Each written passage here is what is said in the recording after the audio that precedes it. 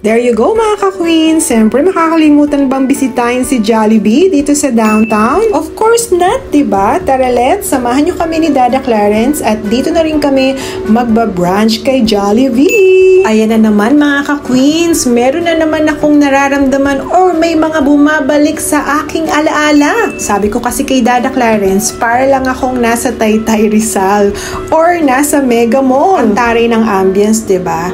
Even though hindi ka pa nakakauwi again sa Pilipinas, punta ka lang dito sa kay Jollibee at mararamdaman mo at bida ang saya. Oh, di ba? Ang taray pa. Bida-bida ka talaga, Jollibee. Ikaw na. Singapore, New York, Milan, London, a world of joy. O, diba? Brunei, and siyempre dito sa Canada.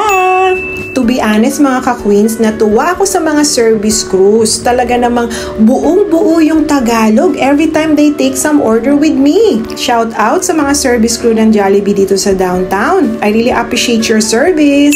Siyempre, galit-galit muna kami ni Dada Clarence at hindi ako nag-breakfast. So at the same time, brunch na tong kinakain ko. Love ko lang talagang kainin dito, spaghetti, but mostly nag-add ako ng cheeseburger din. I'm so happy, nakikater sila with rice. Of course, si Chicken Joy. Of course, feel at home ka dito kay Jollibee at bida ang saya.